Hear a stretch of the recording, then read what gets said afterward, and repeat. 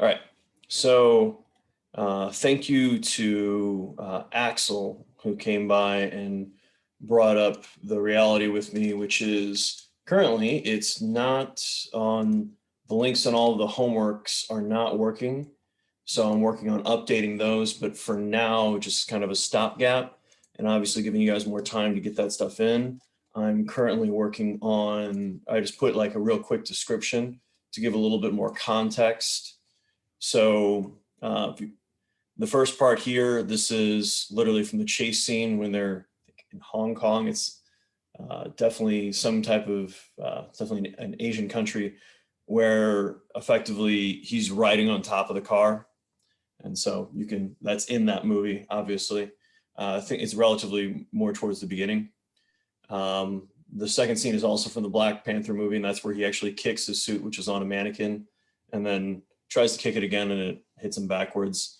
That is also from the Black Panther movie, and it's in the first half of the film as well. So then in Spider-Man Homecoming, that's when the ship's coming apart. And then finally, the last one is from the first Avengers film when Thor and the Hulk are walking next to each other and the Hulk just plugs Thor in the side of the head and sends him sailing. So that's kind of give you guys a little bit more context on each of those. So sorry about that. Yeah.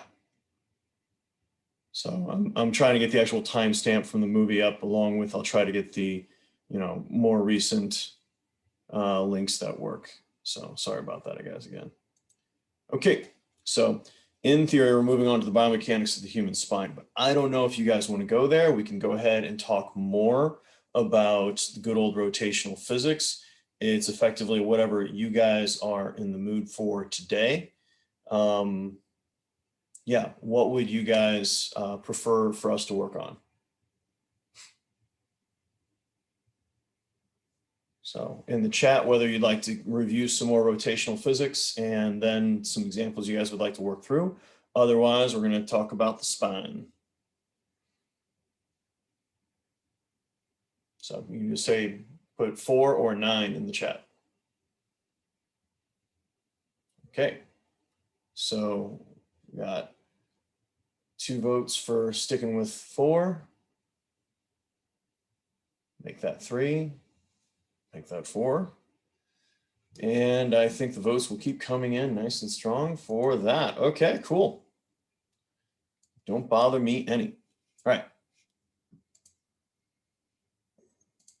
So we've talked about angular momentum. We've talked about angular inertia. We've talked about torque required to go ahead and move different objects. So let's go ahead and let's do another torque problem. We're looking at how much torque is required in whatever period of time to effectively change our angular momentum. And remember, angular momentum equals our inertia multiplied by our rotational velocity. And remember, inertia here, guys, is going to equal our mass times our radius squared. Okay, so let's go with an example here where effectively we are trying to, actually this could be, we'll have a little fun with this, okay? So we've got a 100 kilogram carousel that we want to get up to rotating at 360 degrees per second. Really what we're talking about is at 2 radians, okay? So from there, it has a radius of 2 meters, and it is starting at 0. first example, the first variation of this, we want to go ahead and we'll take 10 seconds.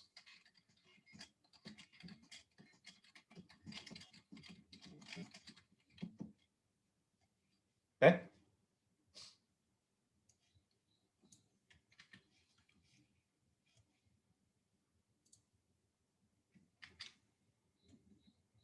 Oh, okay.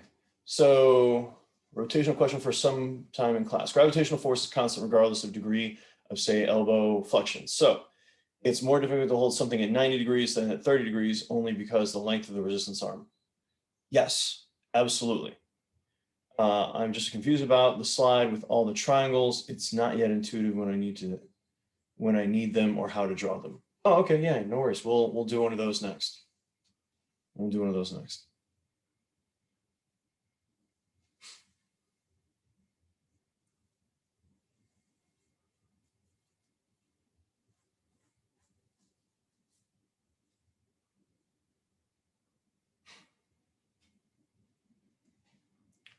Okay. So the nice thing is in this example, notice your initial rotational velocity multiplied by your inertia is going to be subtracted. Well, since we're starting at 0, 0 multiplied by anything is 0. So really we just have to solve for our final angular momentum. So we're going to take 2 times 2, because we have our radius squared, so 4, multiplied by mass, so that gives us 400. Then we have our degrees per second, so we can just plug in 360. So 360 multiplied by 4 is going to give us, gosh, where's that? 144,000.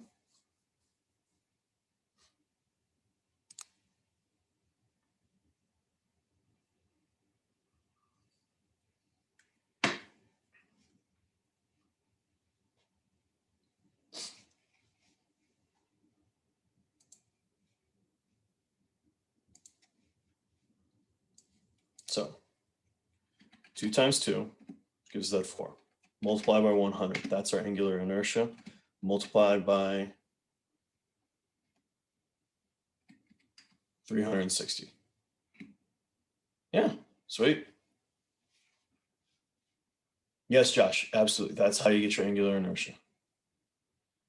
So now that's going to be the total torque required, multiplied by the time it takes. Now we're doing this over 10 seconds. So we're going to take that 144,000 and divide it by 10. So that's going to be effectively the torque we're maintaining for those 10 seconds. Now, if we were to do the same thing, only we're going to get it up to speed in a 1/10 of a second. Now we have a torque instead of taking that 1400, because that is going to be our total change in inertia, and dividing it by 0.1 seconds. So, oh, that should be dividing by, buttons aren't toys, Mike. So it would literally take 1,440,000 Newton meters when we're using it in degrees per second, which you should use radians, but I'm just making this a little bit easier when we're going through with you guys. Does that make sense, what I just walked through with you guys?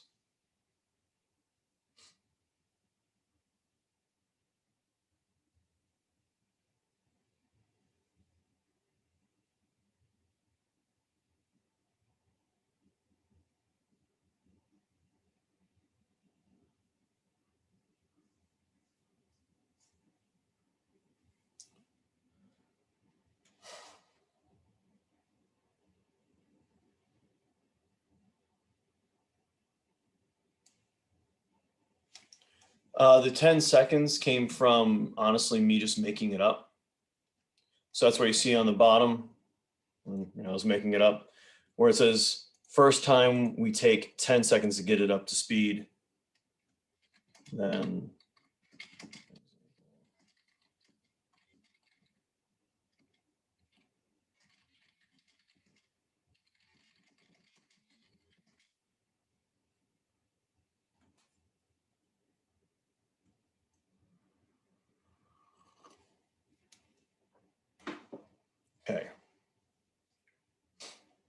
So go back.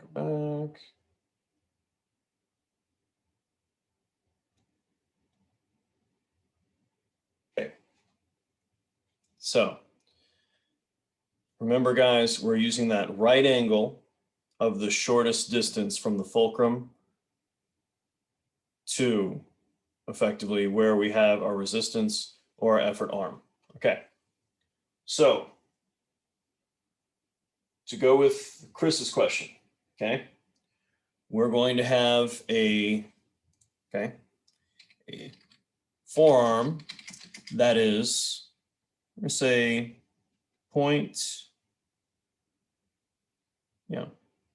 we'll say a forearm and hand, so we don't have to worry about two center of masses.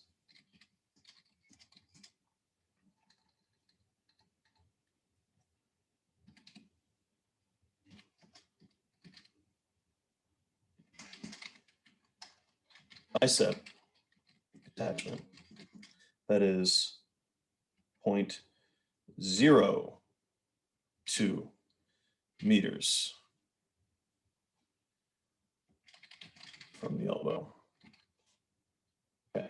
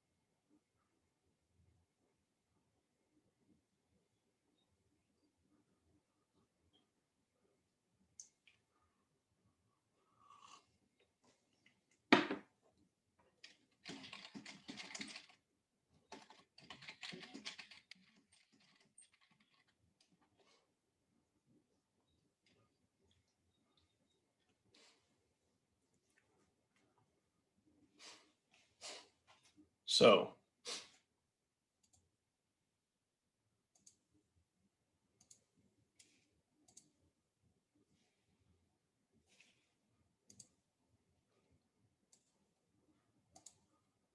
oh, that doesn't work. Okay.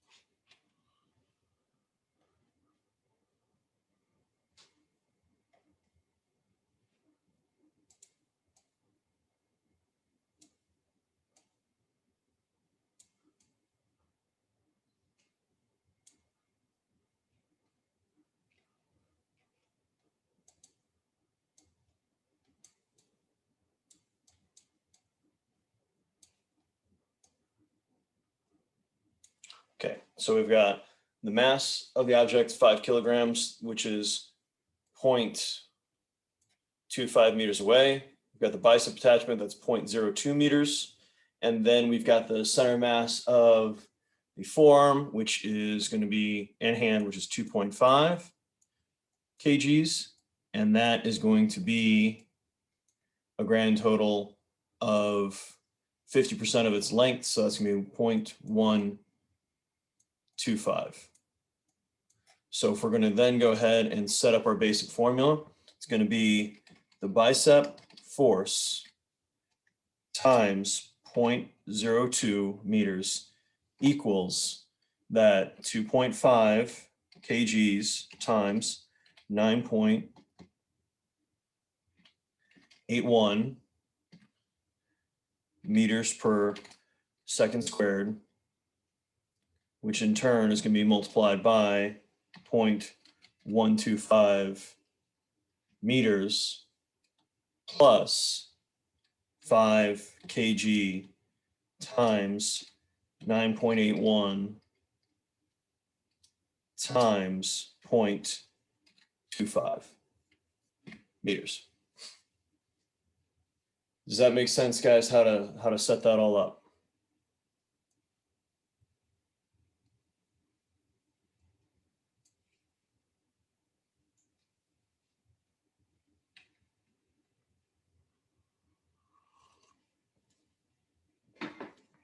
So then we're going to just start solving. Bicep force is going to be equal to, and we'll pull up our handy dandy calculator, 2.5 times 9.81 times,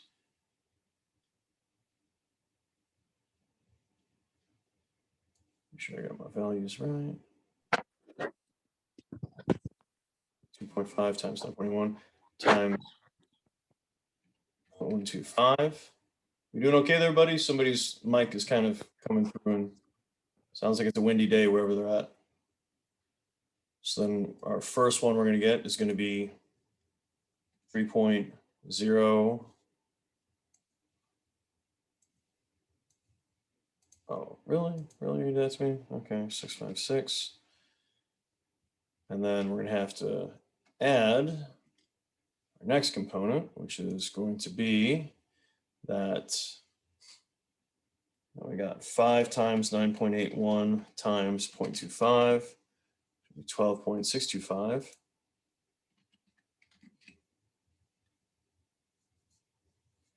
And then because we weren't able to put the bracket on the other side before I accidentally closed it, dividing all that by 0.02.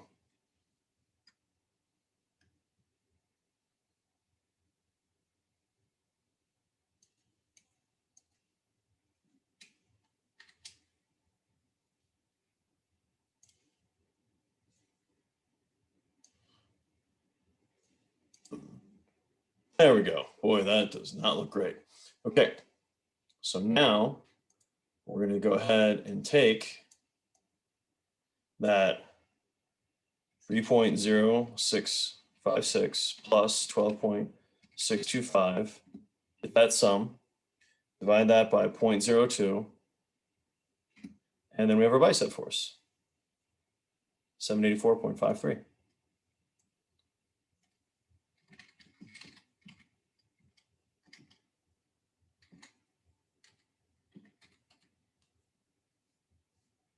Okay, so now is where we're going to get a little tricky.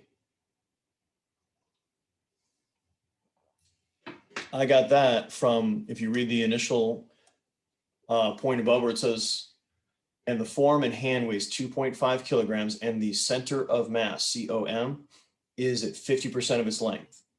So if the form and hand is 0.25 meters long, half that length is going to be 0.125.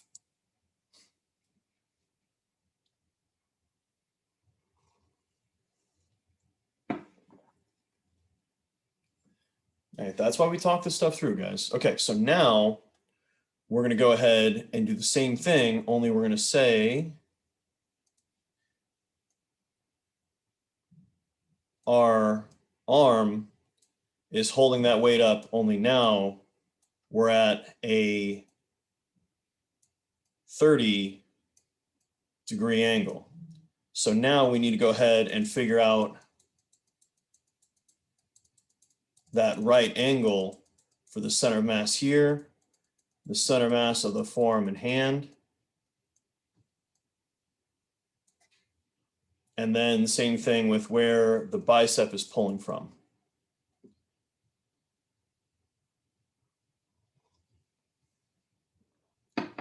So we have to literally add to every single one of these before we figure out our number. It's going to be which of our trig functions, guys? Which of our trig functions?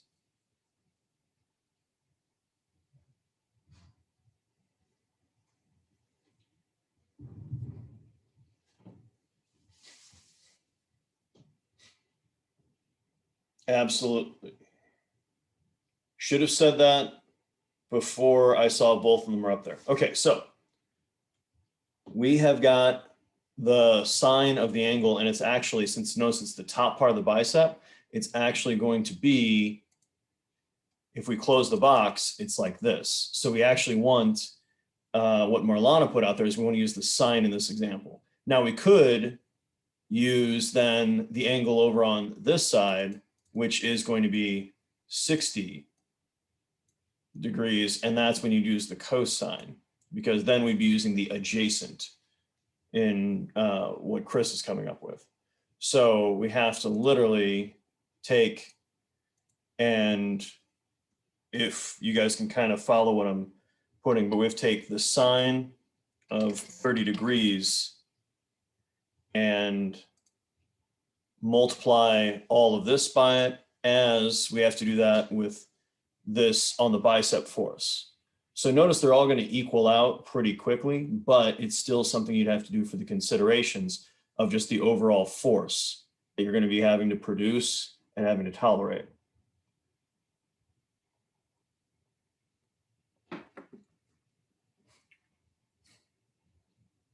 Does that make sense to you guys?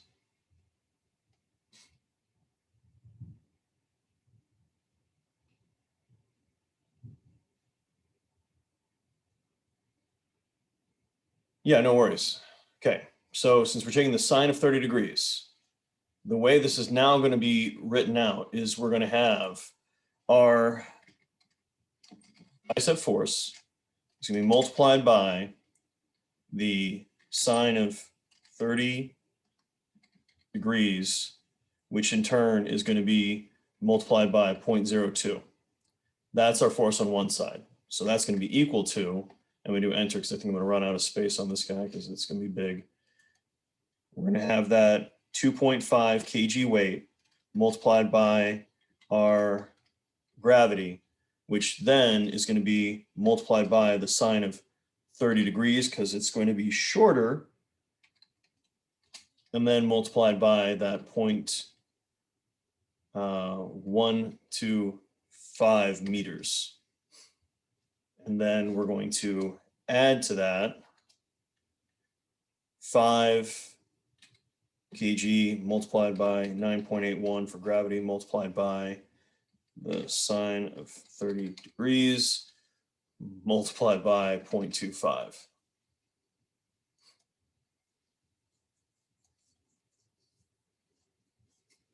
So the nice thing in this example is we've got the sine of 30 degrees pretty much everywhere.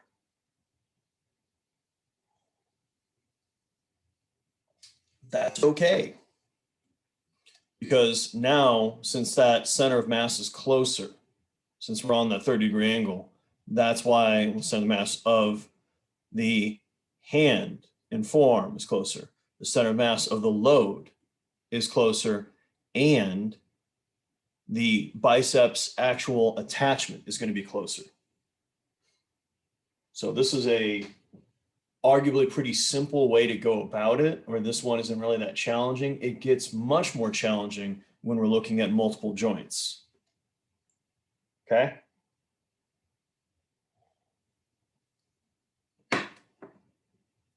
So let's use one that has multiple joints. Does that sound good to you guys?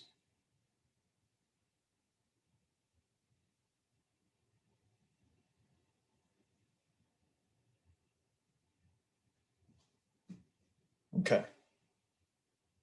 So, solve for this boy. So let's go ahead and clear everything. Okay. So now we're going to have a leg in 3 different stages, okay? You're going to be standing upright. So that's, wow, I'm not good at scale.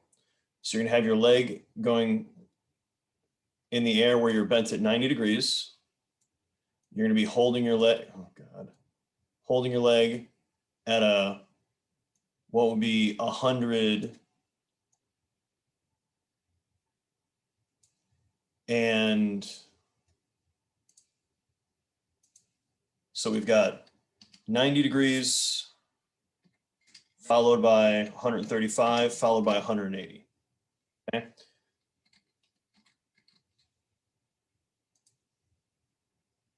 So 90 the right angle, 135 the second forward, and then 180 when it's straight. Okay. Now, thigh weighs 5 kg. Lower leg weighs we'll go 3 kilograms. You don't have full-blown cankles. And the foot weighs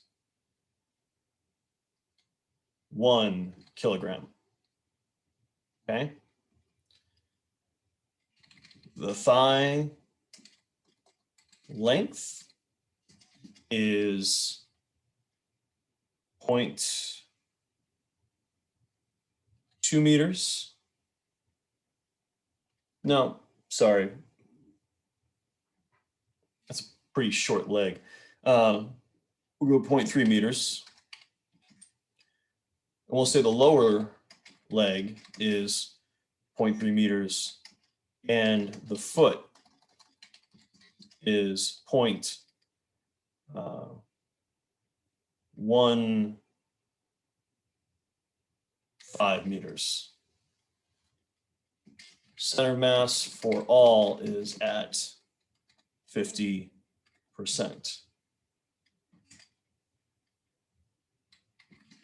How much force does the hip flexor at 0.05 meters down need to produce?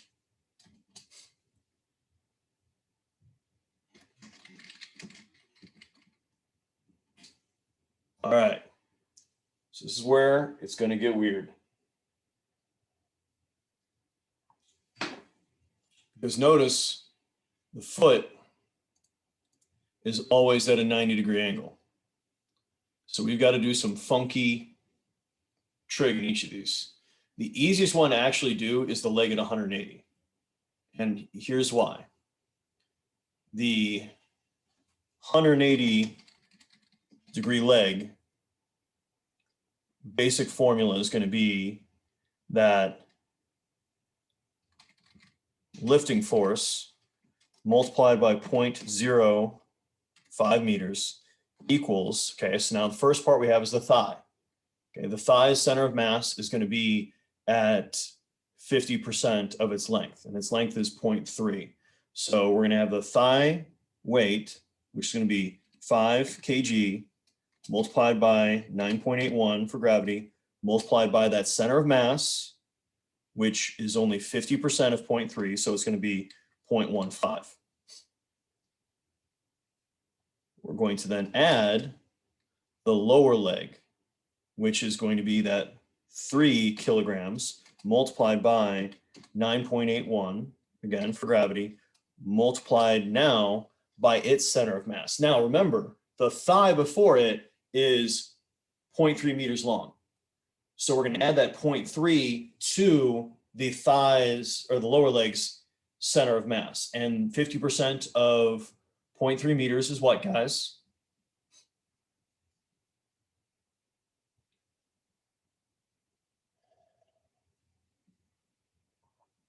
Good. So if we add those two together, how far is that center of mass from our fulcrum, which is our hip? Awesome, Chris. Exactly. And then we've got the foot itself. Okay. So we've got the foot, which is going to weigh a grand total of 1 kg multiplied by 9.81. And notice the foot's at a 90-degree angle.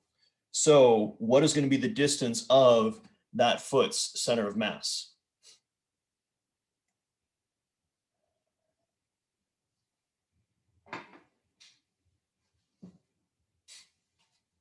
Because the thigh is 0.3 meters long, the lower leg is 0.3 meters long, and the foot's length is 0.15, and the center of mass for each of those is at 50%.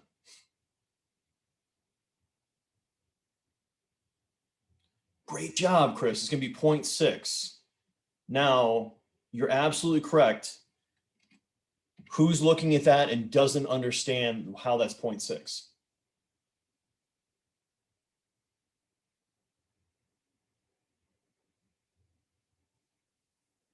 Okay, so Anna, here's why. If I am holding my arm up to the side, okay, right now, my deltoid has to lift with the force to lift my upper arm, my forearm, and my hand. So center of mass plus, the length of the upper arm for the center of mass plus the length of the forearm and the hand to get to here, okay? Now, how do I shorten up those center of masses? I move my arm to 90. When my arm's at 90, I still have to lift that center of the mass of the arm. But now, because we're 90 degrees, meaning the center of mass of the forearm is going straight through my elbow. And the center of mass of my hand is going straight through my elbow again. So literally, I just have the length of my upper arm that I have to go ahead and resist to hold that up.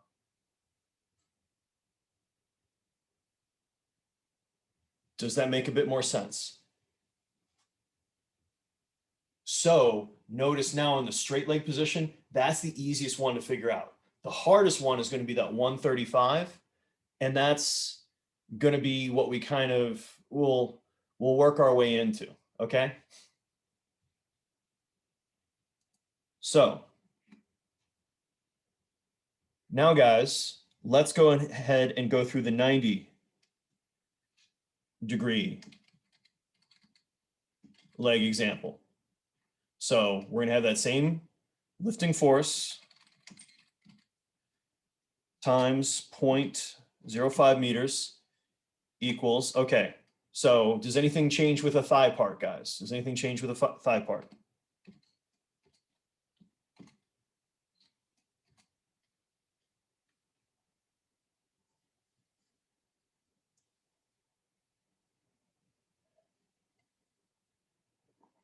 Absolutely not. It's the same thing, because you notice that thigh doesn't, well, I'm pointing at the screen, doesn't help. The thigh component doesn't change because it stays the same in every single one of them. So you know that's going to be a constant. Okay. So then we've got,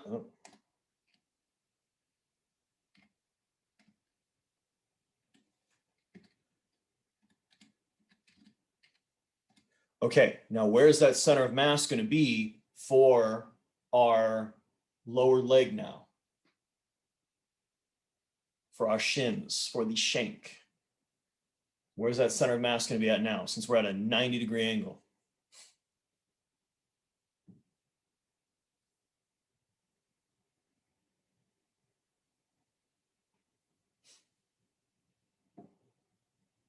Absolutely. It's just going to be at the knee because it's going straight down from there. Now, Anna, what's that distance?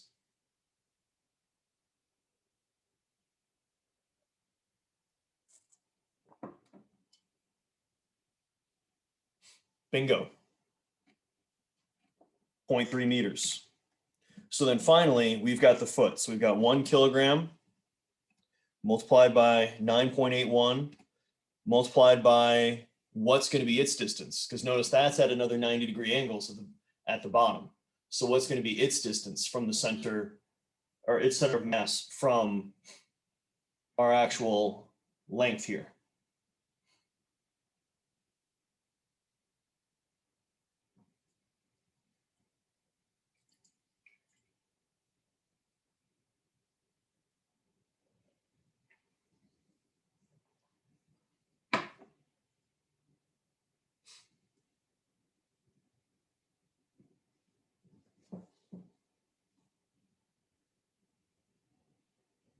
Absolutely. Yeah. So you were really just adding 0.3 meters plus, because that's the length of the thigh, half the length of that center of mass of the foot. So, I'm picking up what you're putting down, Chris. It's okay. You made an honest mistake. So we're going to be now with what's going to be 0.375 meters, because it's half of 0.15 meters.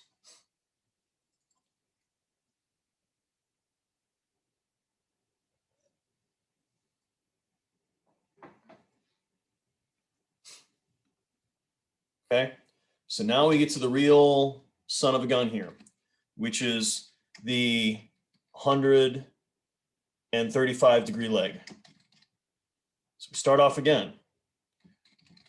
Lifting force times 0.05 meters equals, does anything change with the thigh here, guys, or is the thigh the same again?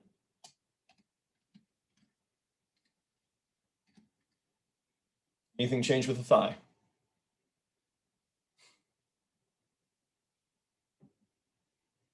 Bingo.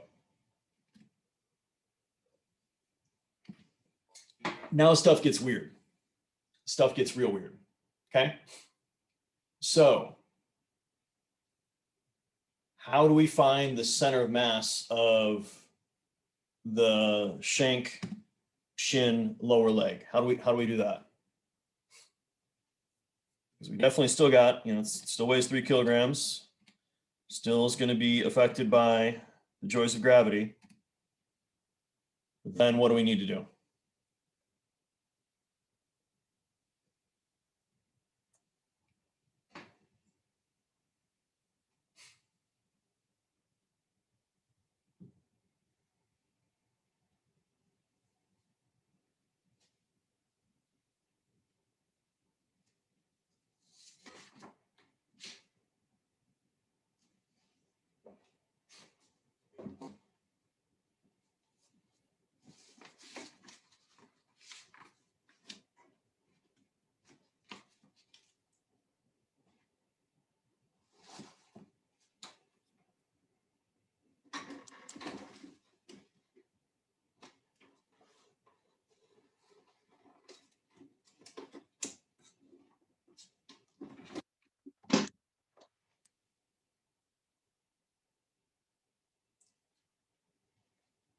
Okay, so remember the center of mass of the thigh is going to be at 50% of its length, and its initial length is 0.3. So that's why we have 0.15 meters each time. Absolutely, Chris. So we're going to take that initial length of the thigh, which is going to be 0.3 meters, plus what's going to be the center of mass of the lower leg is at 50% of 0.3 meters. So we take 0.15 meters, but now we're going to multiply that by the sine of 45 degrees. So that's where it's getting a little weird. So it's going to look like this, guys. We're going to have 0.3 plus, okay, we can go open parentheses so we don't forget our order of operations, sine of 45 degrees times 0.15. And then all of that gives us our center of mass of the lower leg. Then we've got to do the foot. And we're getting weird again. Okay. Since both of them are on a 40, it's 45 and then a 90, they're both effectively on a 45-degree angle away. So the brute force way of doing it that would get everything is going to be that 1 kg times 9.81 gravity, which in turn is going to be multiplied by, okay, the distance. So we've got, again, open parentheses, 0.3 plus, we can just do we'll do it the hard way, which is the way that you're never going to make a mistake. Sine of 45, okay, times what's going to be the length of the lower leg. So that's 0.3 meters. Okay. So we close that. And then on top of that, we're going to add inside of these brackets the sine again of 45 degrees times the center of mass of the foot, which is going to be 0.075. And then we're going to go ahead and close that up, close that all together, and is our distance in meters.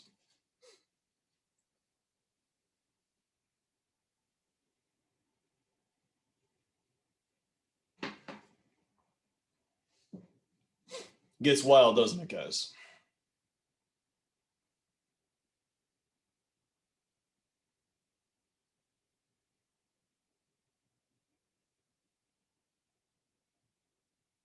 Yes, Taylor, but we still have, yeah. So 0.6 comes because we have just the length of the lower leg and the thigh together and the foot's going straight up. So it's not adding or subtracting to that distance from the hip. And then on the 90-degree angle, we've got the length of the thigh plus the length of the center of mass of the foot.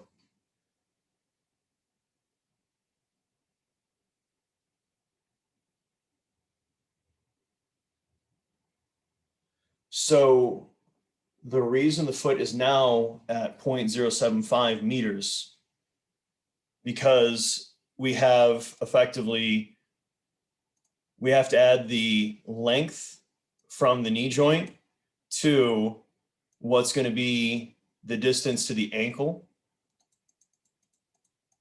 And then we've got the center of the mass of the foot from that distance as well. That also has to be added to it. That's why we do it that way, Anouk.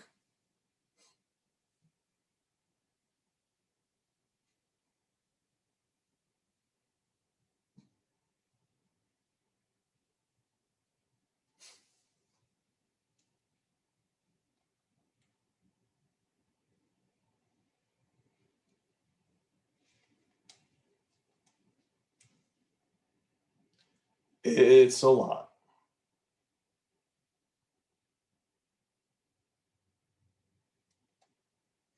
Okay. So we're going to go ahead and get you guys into your wonderful groups again. And I want you guys to go ahead and try to work on some of this with your own project and your own positions, your own joint, and try to at least set this up using the trig. It's currently 10:14. Please message into the group chat effectively what group you guys are in. And then we're going to go ahead and have you guys get into those groups and try to work together.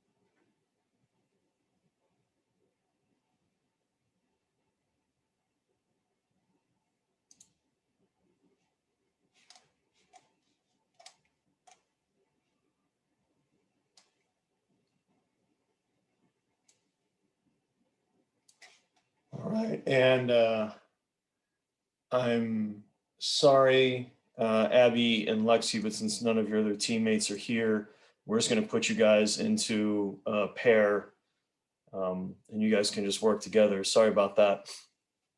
So take your time, work with one another, Think about how far those distances are going to be from the joints, depending on where we're at in those positions. Try to figure out just a balanced equation right now. We're not working on trying to move yet, but that would be how we kind of inform the beginning of those parts of the biomechanics. So it's 10:16. You guys got until at least 10:35, okay? If you guys want extra time, you should be able to message me directly when you guys are in that breakout room. Don't hesitate to shoot that message and be like, we need more time, okay? And then same thing, don't be afraid to shoot me a message that you guys want a little assistance, and then I'll hop in and give you guys some help. So, good to go? Maybe? All right. Have fun, guys. Get after it.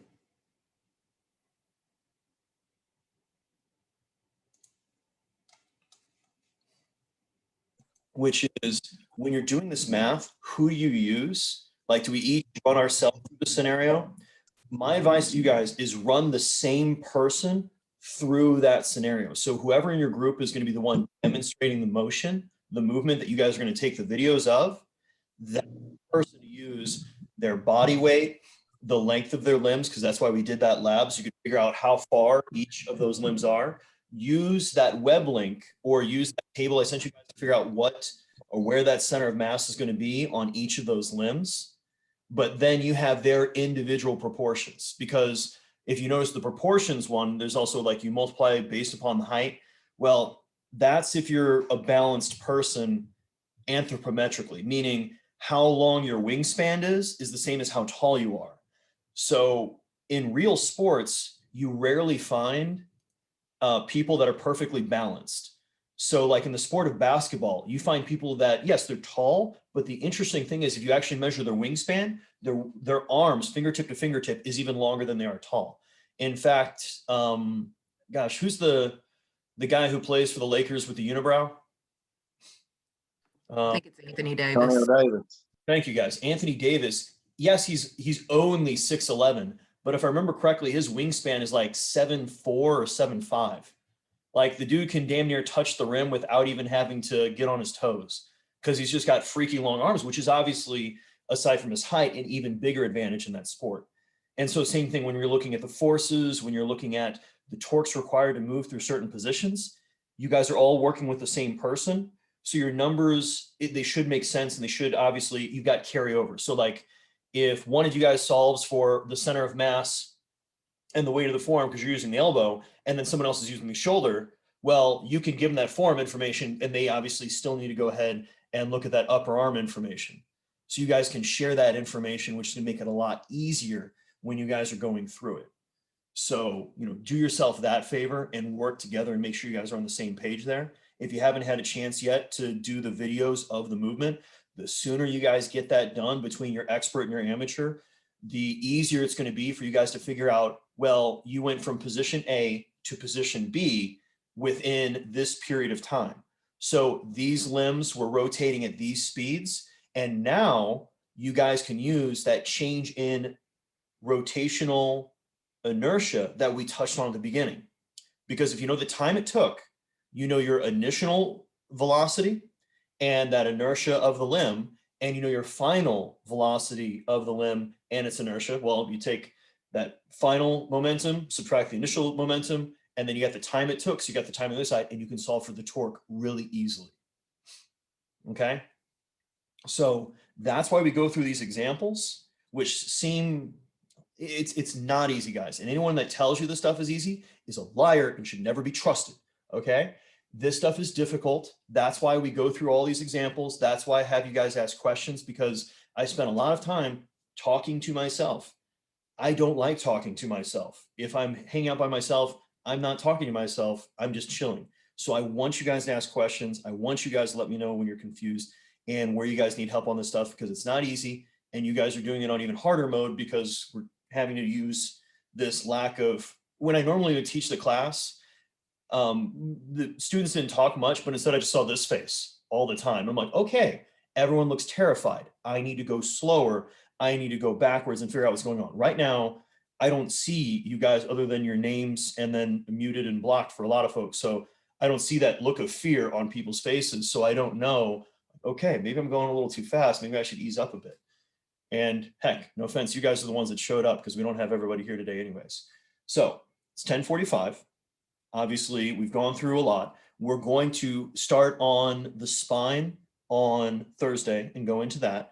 Do you guys have any other questions, comments, concerns before obviously send you guys out and tell you guys to have a great day?